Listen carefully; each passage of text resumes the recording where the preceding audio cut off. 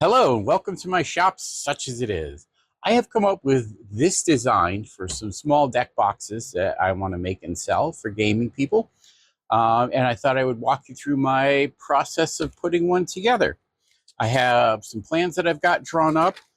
Now, I make this out of 3/4 thick wood, and I'm still working on being able to dimension to resaw larger pieces. I've got my bandsaw pretty close. I think I might need to dial it in a little bit more. I have to check. I've got it so where by eye it looks okay, but the micrometer is still giving me some variance. I'm not sure how much of a big deal that's going to be. But in the interim, I picked up some 3/4 inch wood, some hardwoods online. Now this is not really sustainable because this is an expensive way to buy wood. Wood's expensive to begin with. So I've got some what's supposed to be ambrosia maple. That looks like spalted maple to me, but maybe I don't know. I got a piece of tigerwood. I got a piece of padauk. And I got a piece of zebrawood. I am going to start with the maple because padauk and zebrawood and tigerwood are way more expensive than maple is, and maple's a lot less expensive and easier to replace. So let's get to building, shall we? Okay, so first things first, we need to get this set up. I need to rip this down to the proper width. The saw is unplugged at the moment. Always make sure we're doing that whenever our fingers are close to the blade. These boards are 4 inches in width. Let's see what the actual width is, huh? Before we go any further. Wow, that's just about exactly 4 inches. A lot of times the dimension they give you is a listed dimension, not an actual dimension. So this is 4 inches wide. And I need them to be, what do I need? Let's take a look at our plans here. I think it's 3.5, 3 3/8, or 3.5. So we want to rip the whole thing down to 3.5 because we're not going to have anything wider than 3.5, right? Because 4/8 is 1/2. So go to the bottom. Yeah, we're not going to have anything wider than 3.5. So let's swap out to our ripping blade here. I do have separate ripping blades and crosscut blades. My ripping blade is the nicest one that I have because I wanted to be able to rip and get really smooth cuts. So I actually purchased a Frood industrial blade. Although it does need a bath right now. I gotta clean it up, but it'll be fine for now. I don't know. Maybe I could get away with just a really nice combination blade. Oh, the other reason I picked this up is I wanted to be able to do like 1/8 inch deep squared grooves, and this has the FTG, the flat tooth grind, on it. So it'll make nice square cuts. All right. Now let's set our rail for 3.5 inches.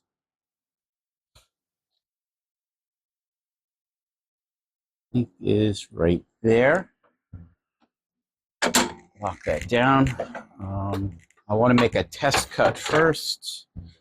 You know what? Let's put the, while we're here, that's one of my complaints about this saw is that the blade arms get noisy really fast with debris. I mean, quick spritz of dry lube clears it right up, but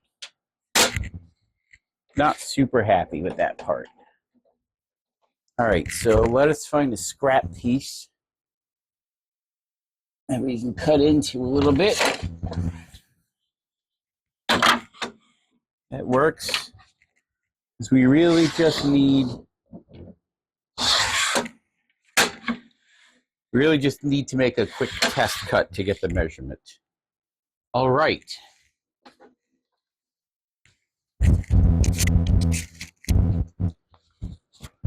Leaving protection on.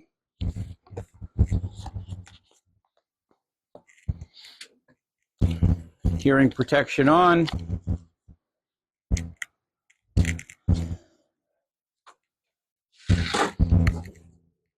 Dust collection on. Focus on.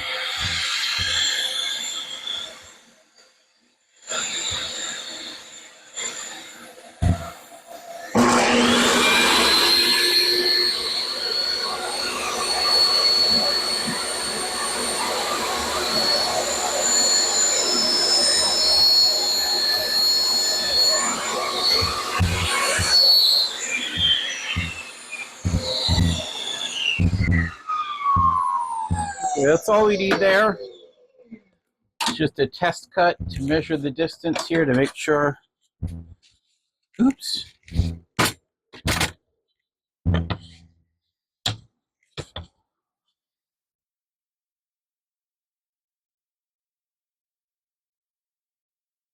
And there we have just about exactly 3.5 inches. All right. So we're going to rip this down to 3.5 inches wide, and I think I'm going to rip off this side because this side has more of the spalting on it.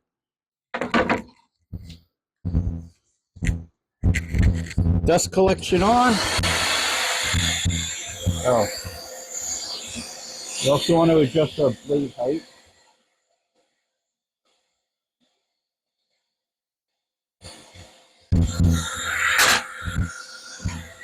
Push stick at the ready.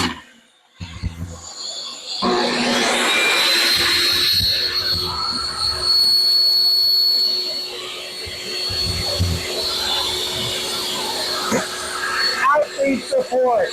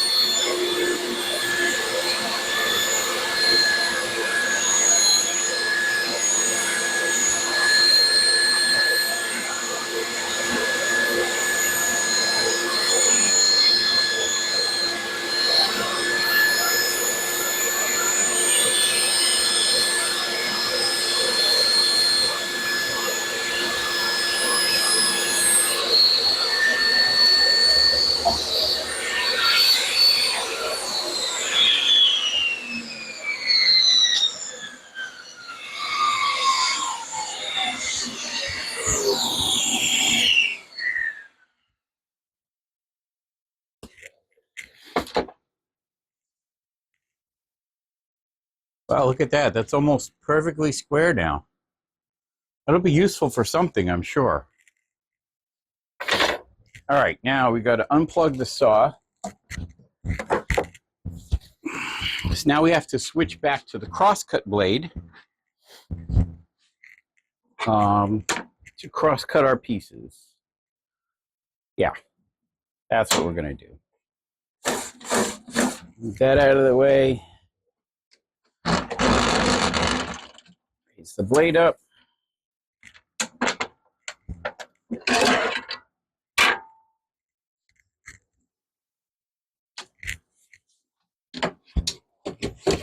The push stick away that I probably should have used to make that cut.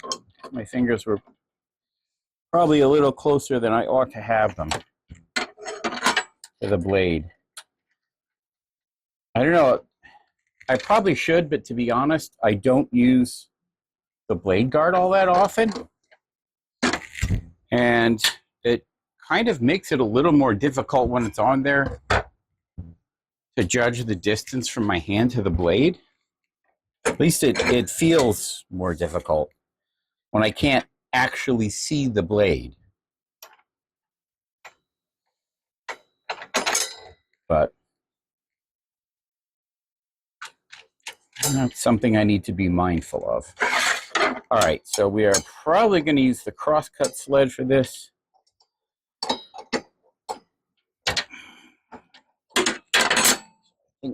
The blade guard can come off and the riving knife can go back on.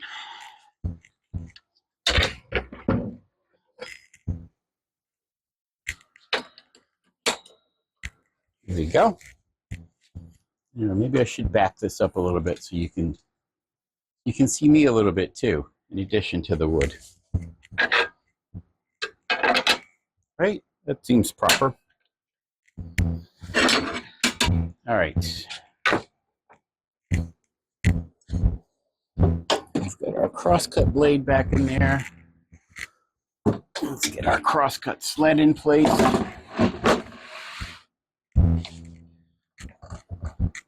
And the blade down. Now, blade height. There's a lot of debate I've seen online about how high you should set your blade. I mean, everyone says definitely you don't want it ridiculously high.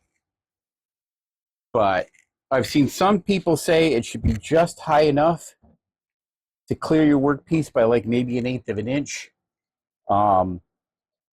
I've seen some people say it doesn't really matter, and I've seen one person say that it should be high enough so that the bottom of the gullet is level with the top of your wood. And that's so the gullet is able to clear out the wood that it needs to clear out. Honestly, that makes the most sense to me. So that's generally what I go with. Okay, plans. So how high are these pieces? They're all going to be, well, 3 of them are going to be at the same height, which is 4 3/4 inches. And one of them's going to be 4 1/2 inches. So, and I should be able to get all the pieces I need out of this. This is a 36-inch piece. That has been plenty in the past. So let's see how we do. So we need 4 3/4 inches, which is, this is not the easiest way. You know what?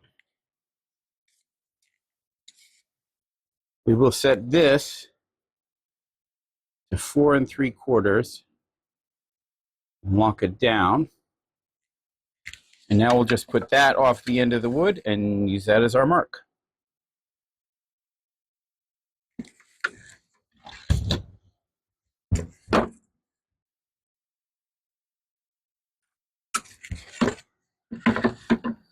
There, 4 3/4.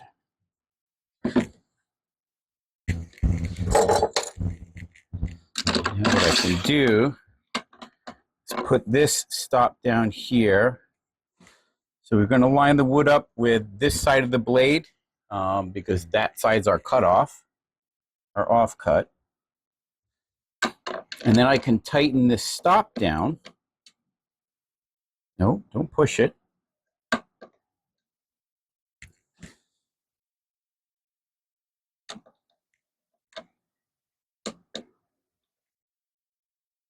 There.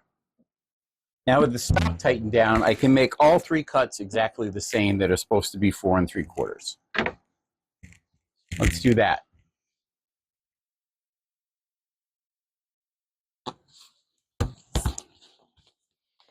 Breathery on. Ear protection. Saws plugged in. Dust collection on.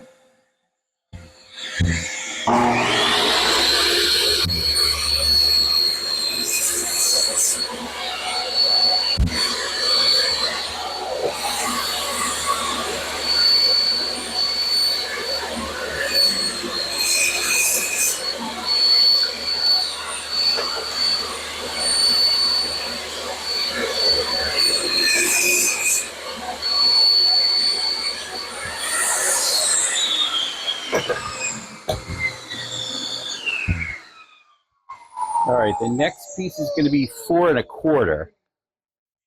So it's 1/2 inch shorter. So we'll reset our square to 4 1/4. Hit that mark.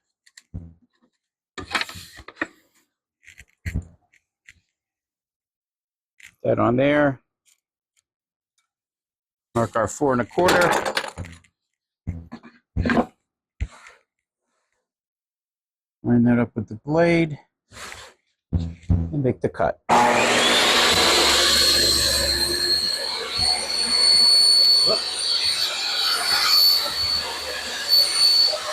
overshot just a little bit, so I'm just going to trim that down.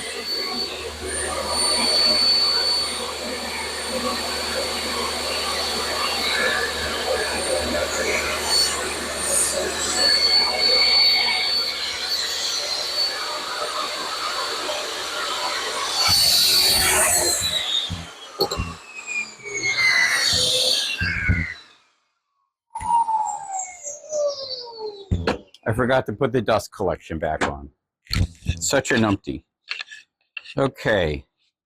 So this one's kind of plain. It doesn't really have anything on it. These two have some nice spalting on them, so I'm going to make these the sides. What we have to do now, before I assemble this part, is we have to cut some grooves in the sides. So we're going to unplug the saw, and we're going to go back to the back to the ripping blade. I don't know. Switching the blades back and forth is kind of a pain in the ass, but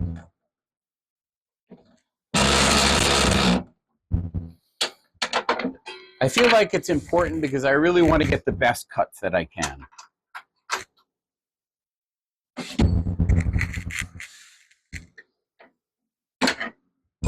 And I feel like the only way to do that is to use proper ripping blades and cross-cutting blades.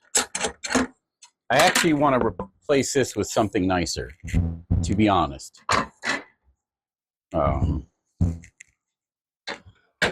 But we'll get there when we get there. The beauty of this is this makes a nice, like really precise 1/8 inch cut, which is exactly how deep I want the groove to be in these.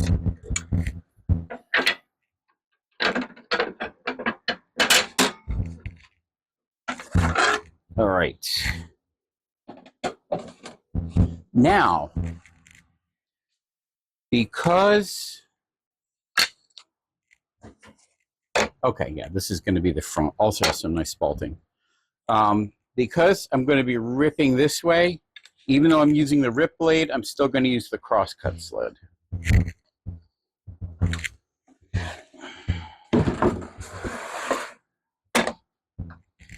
And now I want to be really precise with how high I have the blade. So I get out the blocks. 1/8, I think 1/8 inch deep is how deep I want it to be. Do I have that? I want to see if I have this marked. Yeah. It's 1/8 inch by 1/8 inch. So saw is unplugged. I want to set my blade height for 1/8 of an inch. So right to there. Lock that down. And this cut is going to be 1/4 inch down from the top. So we need to decide which we want to be the top and which we want to be the bottom. I mean, it's really just a matter of taste. It doesn't make any real difference. So let's call these the tops. Let me just mark them. This is going to get sanded at some point anyway. All right. And we want this to be 1/4 of an inch down. So let's get our 1/4 inch block out. 1/4 inch. 1/4 inch.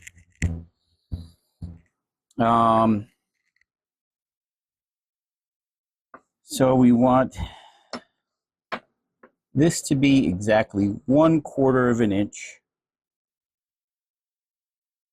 above that. So we want the stop block. Let's be smart about this. You have a stop block, you may as well use the stop block.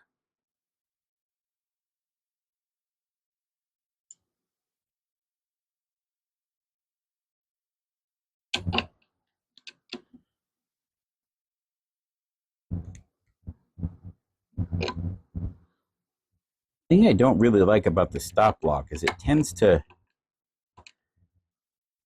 shift when you tighten it down. I don't know why. Because it's cheap, that's why. All right. Before we proceed with that, let's make another test cut.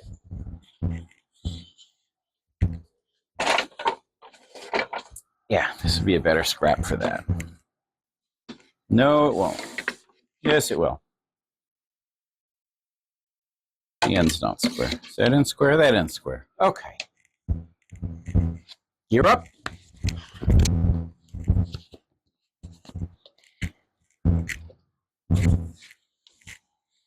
Dust collection.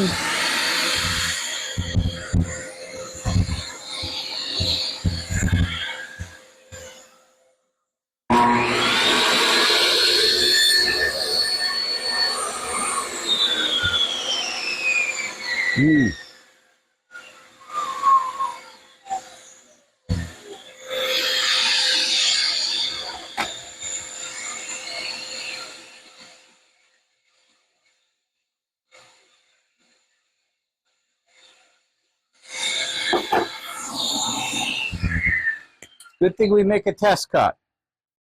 That is not deep enough. That needs to be 1/4 of an inch deep, and it is not 1/4 of an inch down. So let's try this again.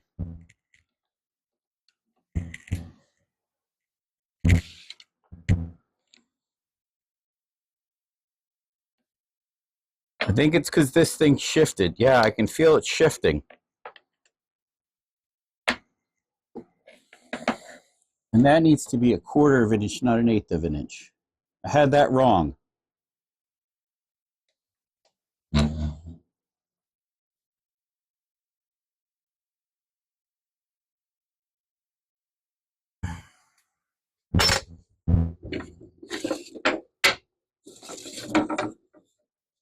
Test cut.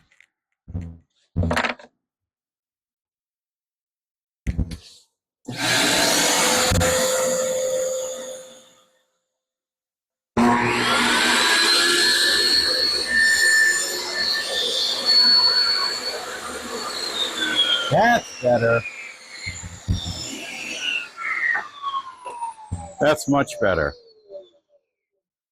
All right, now we are a proper 1/4 of an inch down, and that's plenty deep enough. All right.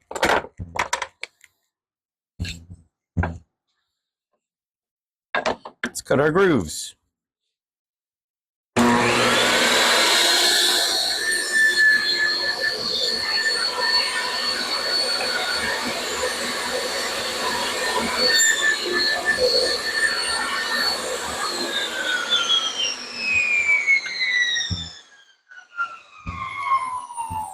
All right.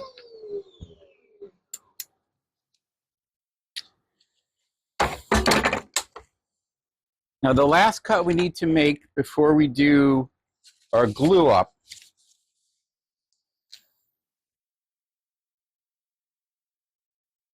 so we have to trim the front piece and the back piece down to 3.5 inches. I think. I'm not sure I did that on the last. You can't even see anything. I'm not sure I did that on the last one. These are going to be our sides. This is going to be our front. And this is going to be our back. You know, I'm just going to leave that at 3.5. 3.5. Because these are going on like this. Yeah, you know what? We're just going to leave that like that. You can't even see. We're just going to leave that like that, and we're going to glue that up like that. I don't think those need to be trimmed down any further. I think that 3/8 to 3.5. It's like 1/8 of an inch difference. I don't think it's going to matter for that. In fact, I think I'd rather have it a little bit wider. So let's unplug the saw.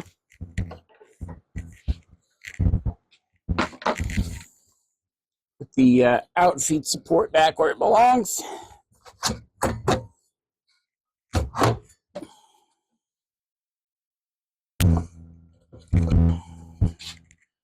All right. Oops. Unlock the feet. All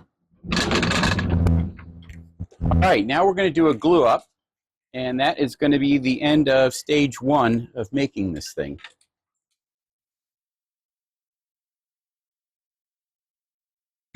I might do this in parts, or I might mash it all together in one video. So we want this.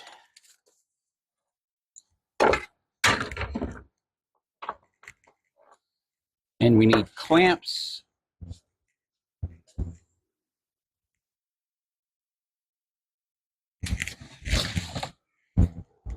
I'm still experimenting a little bit. I want to see if this can work to do this glue up. I feel like I tried and for some reason it wasn't great. But let's give it a try, shall we? This is really great for gluing up miter joints. Like 10 out of 10, highly recommended. It was this one time in band clamp.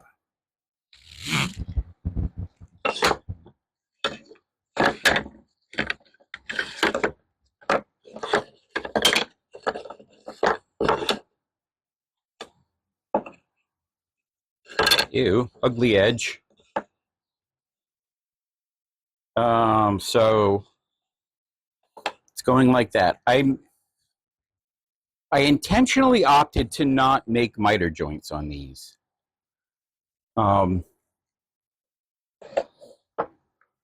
It's a design choice, really. I don't even remember why I settled on that design choice, but it works. And you might think that a butt joint like this is not going to be as strong, but I actually ended up reinforcing it. So I'm sure it'll be quite robust when all is done and said.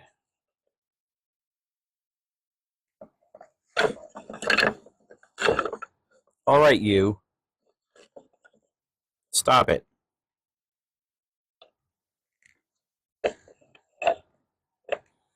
Stop being a pain in my arse. That's going to go there. That's going to go there. That needs to go like that. That needs to go like that. It needs to go like that.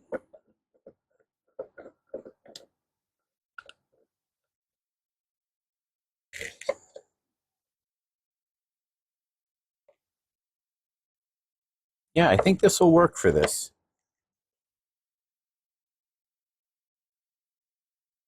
Yeah, that looks pretty good. Let's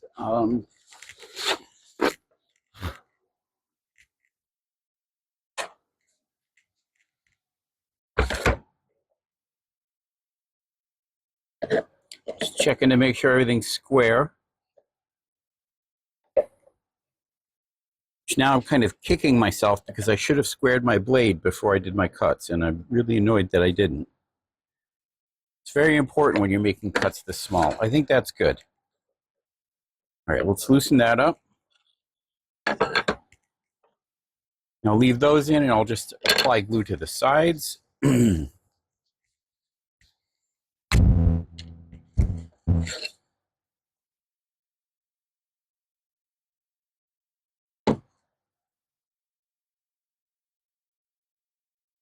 I think these are going to be pretty robust. I know a lot of the deck boxes are made out of like 1/4 inch thick wood. This is 3/8, which doesn't sound like much, but when you're dealing with an item that's this small, I think that extra 1/4 inch adds a good deal of robustness. Because I want these to hold up and be able to be used. I don't want them just to be like decorative things that are going to sit on the shelf. Some of them might be. Depends on the kind of wood. Some of the hardwoods are a lot more delicate than others.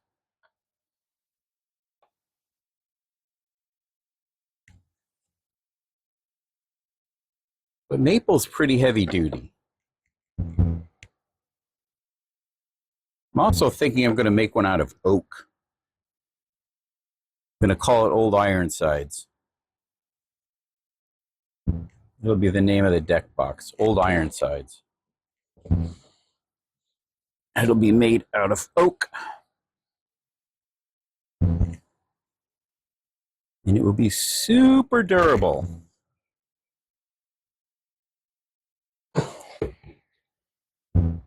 I want to make sure that that is all the way out. Can't see what I'm doing, but I'm trying to make sure that for some reason, it doesn't want to go parallel there.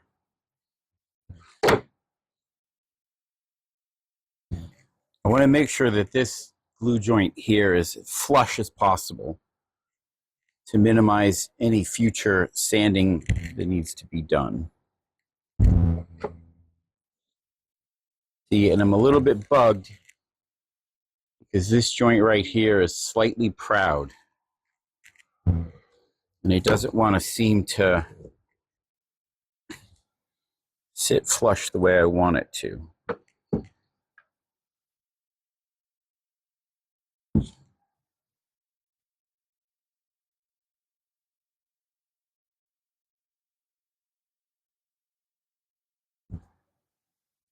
Now that one's, you know what I think I need to do?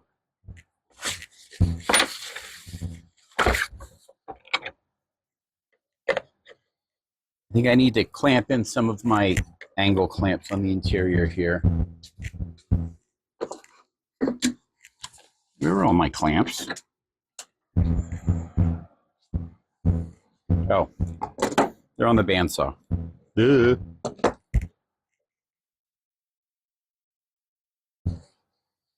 This is where having some smaller clamps would be good, I think. These are actually kind of big.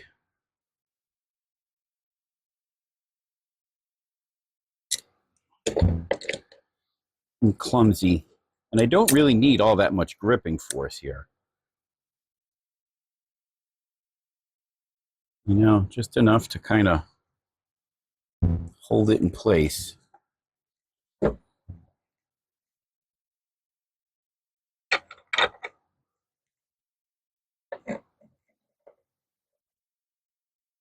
Yeah.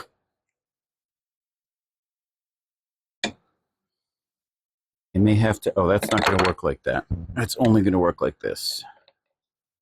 I may have to come up with a better clamping solution for this. Yeah. This is taking way too much time and it's way too fiddly.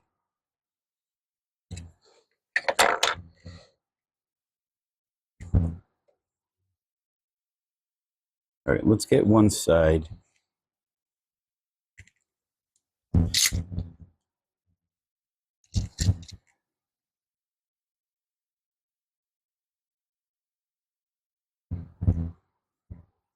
See, and that's crooked.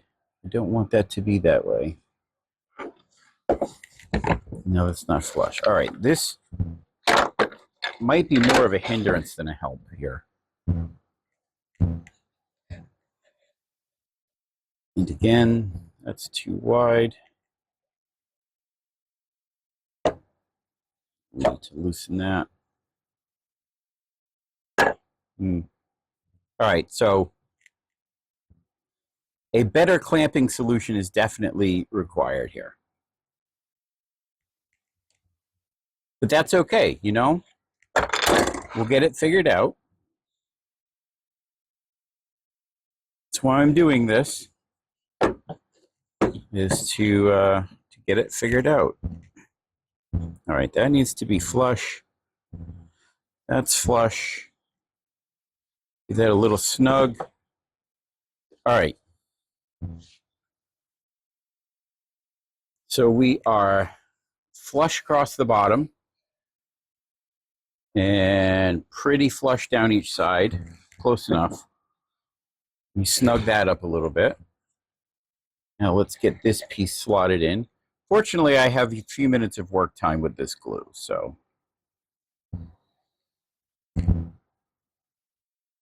All right, come on. Flush, I said, damn it, flush.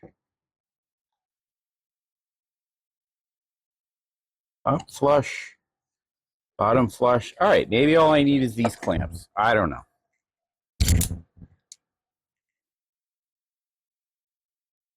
This feels like maybe it's a better solution than trying to use the band clamp. All right, so we are flush across the bottom, pretty flush on each side. Yep, I think just going with these clamps is the way to do it. That just seems to be quicker and easier than trying to get fancy with the band clamp. It was this one time in band clamp. You know, I didn't even know what the reference for that quote was until I actually Googled it, because I never watched the movie American Pie, because I frankly was way past watching movies like that when it came out. I was more like the Porky's era for that kind of raunchy teen sex comedy.